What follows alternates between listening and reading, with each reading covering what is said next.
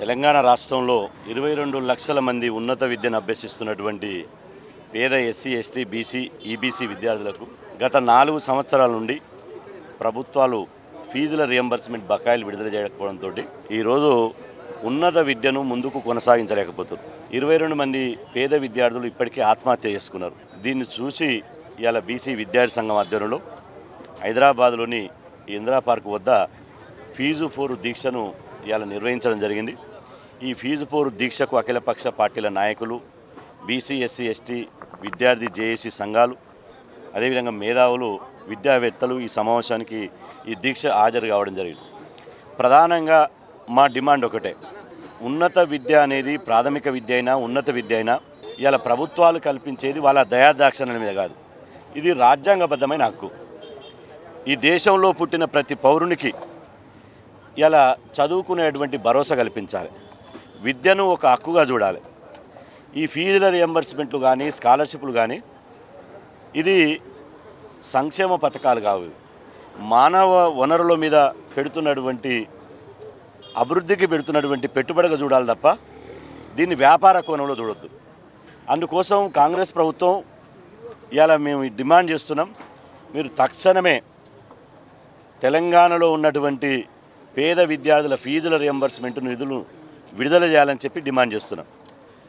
ఫీజుల రియంబర్స్మెంట్ నిధులు విడుదల చేయాలని మేము డిమాండ్ చేస్తుంటే ముఖ్యమంత్రి ఉప ముఖ్యమంత్రి రేవంత్ రెడ్డికి బట్టి విక్రమార్క గారికి మనసు రావడం లేదు. బడా కాంట్రాక్టర్ల మీద ఉన్న ప్రేమ బడుగు విద్యార్థుల మీద లేదు. వాళ్ళ అధికారంలోకి వచ్చి 2 సంవత్సరాలు అయింది. రేపు 16వ తారీఖు నాడు 3వ బడ్జెట్ ప్రవేశపెట్టబోతున్నారు. ఈ 3వ బడ్జెట్ ప్రవేశపెడుతున్న ఈ సందర్భం లోపల వాళ్ళ అధికారంలోకి వచ్చిన తర్వాత 70,000 కోట్లు బడా కాంట్రాక్టర్లకు అప్పనంగా కట్టబెట్టారు. పేద విద్యార్థులు 22 లక్షల మంది చదువుకునే విద్యార్థులకు ఎంత ఇచ్చేది? కేవలం 7,500 కోట్లు మాత్రమే. 7,500 కోట్లు పేద విద్యార్థుల చదువుకు ఇవ్వమంటే వాళ్ళకి మనసు ఒప్పదు, మనసు రాదు. అదేవిధంగా కాంట్రాక్టర్లకు మాత్రం ఈ 70,000 కోట్లు ఇస్తారు. అంటే కాంట్రాక్టర్లకు ఇస్తే కమిషన్లు వస్తాయి, పేద విద్యార్థులకు ఇస్తే కమిషన్ రావనే ఉద్దేశం ఇలా స్పష్టంగా కనబడుతుంది. ఇలా గాంధీ విగ్రహానికి 5,000 కోట్లతోటి గాంధీ విగ్రహం పెడుతున్నారు. మేము అంటున్నాం, ఇలా గాంధీ గారంటే మాకందరికీ అభిమానమే, గాంధీ గారిని 100% గౌరవిస్తాం. కానీ విగ్రహం పేరుతో 5,000 కోట్లు ఖర్చు చేసిన బదులు ఇలా బతికున్నటువంటి చదువుకున్నటువంటి భావి భారత భవిష్యత్తు ఉన్నటువంటి పేద విద్యార్థులకు ఫీజుల రియంబర్స్మెంట్ ఇస్తే మీ సొమ్మేం పోయింది, మీ మూల్యం పోయింది. ఈ ఒకవైపు ఫీజుల రియంబర్స్మెంట్ ఇవ్వాలని మేము డిమాండ్ చేస్తుంటే ఇలా మీకు స్కూటీలు ఇస్తాం, మిడ్ డే మీల్ పెడతాం, బ్రేక్ఫాస్ట్లు పెడతాం. ఈ ఎంగిలి మెతుకులు అనేది పేద విద్యార్థులకు అవసరం లేదు. ఒక హక్కు, ఒక భరోసా కావాలి. కాబట్టి ముఖ్యమంత్రి రేవంత్ రెడ్డి గారిని, డిప్యూటీ సీఎం బట్టి విక్రమార్క గారిని ఈ దీక్ష ద్వారా మేము ఒక్కటే డిమాండ్ చేస్తున్నాం, మీరు ఈ అసెంబ్లీ సమావేశాల్లో తక్షణమే ఇలా రియంబర్స్మెంట్ నిధులు విడుదల చేయండి. లేకపోతే మాత్రం ఎట్టి పరిస్థితుల్లో ఈ అసెంబ్లీ సమావేశాలను అడ్డుకుంటాం. ఈ అసెంబ్లీ సమావేశాలను బరాబర్ నువ్వు మిలిటరీని పెట్టుకున్నా, ఎంత 100 మంది పోలీసులను పెట్టుకున్నా మేము ఖచ్చితంగా అసెంబ్లీని ముట్టడించడానికి విద్యార్థి సమాజం సిద్ధమవుతుంది. ఇవాళ రేవంత్ రెడ్డి గారు కాంగ్రెస్ ప్రభుత్వం అధికారంలోకి వచ్చినాక 3 లక్షల కోట్ల అప్పు చేశాడు. 3 లక్షల కోట్లు. దీని మీద అందుకనే శ్వేతపత్రం విడుదల చేయండి.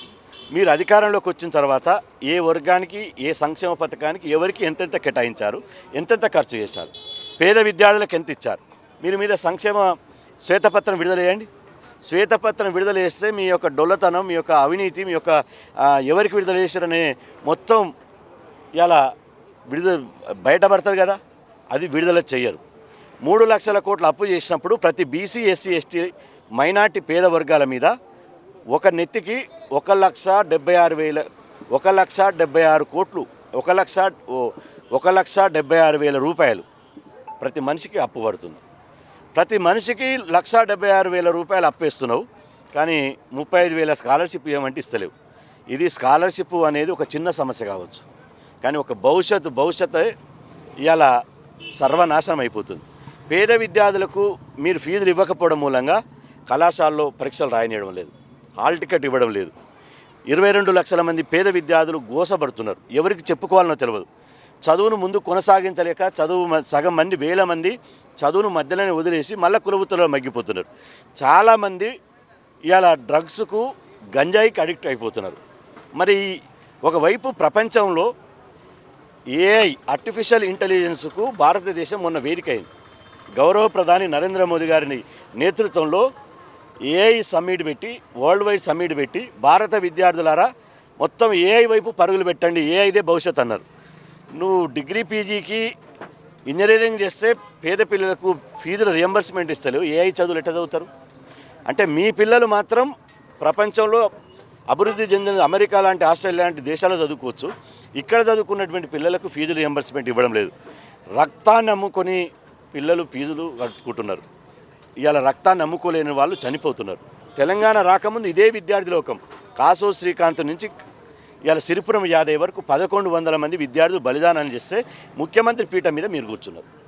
ముఖ్యమంత్రి పీఠం మీద కూర్చొని ఏ విద్యార్థులు అయితే బలిదానాలు చేసి తెలంగాణ రాష్ట్రాన్ని సాధించారో ఆ విద్యార్థుల మీద మళ్ళీ వాళ్ళ ఆత్మహత్యలు చేసుకునే విధంగా, వాళ్ళ చదువులు భంగపడే విధంగా, వాళ్ళకు కొలువు లేక, బతుకు భరోసా లేక విద్యార్థి లోకాన్ని అరిగోస పెడుతున్నారు. ఏ విద్యార్థుల బలిదానాల త్యాగాలతోటి మీరు ముఖ్యమంత్రి పీఠం మీద కూర్చుర్రో ఆ విద్యార్థులను విస్మరిస్తున్నారు. ఇది మంచి పద్ధతి కాదు. ఈరోజు వచ్చినటువంటి ఈ ధర్నా, ఈ దీక్ష జరిగినటువంటి స్పందన చూసుకో. విద్యార్థి లోకం అగ్గి మండితే, అగ్గి రాజేస్తే, నిప్పు కనకలై ఒక్కొక్కరు పోరాటం చేస్తే మీ ప్రభుత్వం కాలి బూడిదవుతుంది. ఒక్కసారి గుర్తుపెట్టుకోండి. కాంగ్రెస్ ప్రభుత్వం, రాహుల్ గాంధీ గారు దీనికి సమాధానం చెప్పాలి. రాహుల్ గాంధీ గారు యూనివర్సిటీలలో రాజ్యాంగం పుస్తకం పట్టుకొని యూనివర్సిటీలలో తిరుగుతున్నాడు కదా, అక్కడ కాదు తెలంగాణకు వచ్చి చూడు ఏం జరుగుతుందో. కాబట్టి మీరు కాంట్రాక్టర్లు ముఖ్యమా, బడా కాంట్రాక్టర్లు ముఖ్యమా, బడుగు విద్యార్థులు ముఖ్యమా, ప్రభుత్వం తేల్చుకోవాలి. లేకపోతే మాత్రం ఈ ప్రభుత్వం మీద విద్యార్థి లోకం పెద్ద ఎత్తున ఉద్యమం చేస్తాం. ఈ ప్రభుత్వాన్ని మెడలుంచి ఈ ప్రభుత్వం మీద యుద్ధం చేసి ఫీజుల రియంబర్స్మెంట్ సాధించుకుంటాం. ఫీజుల రియంబర్స్మెంట్ పథకాన్ని నీరుగార్చే కుట్రని ఇవాళ ఎదుర్కొంటాం. ఫీజుల రియంబర్స్మెంట్ను రక్షించడం కోసం ఇవాళ ఖచ్చితంగా సుదీర్ఘంగా దశల వారీగా ఈ ప్రభుత్వం మీద ఉద్యమం చేస్తామని చెప్పి సందర్భంగా హెచ్చరిస్తున్నాం.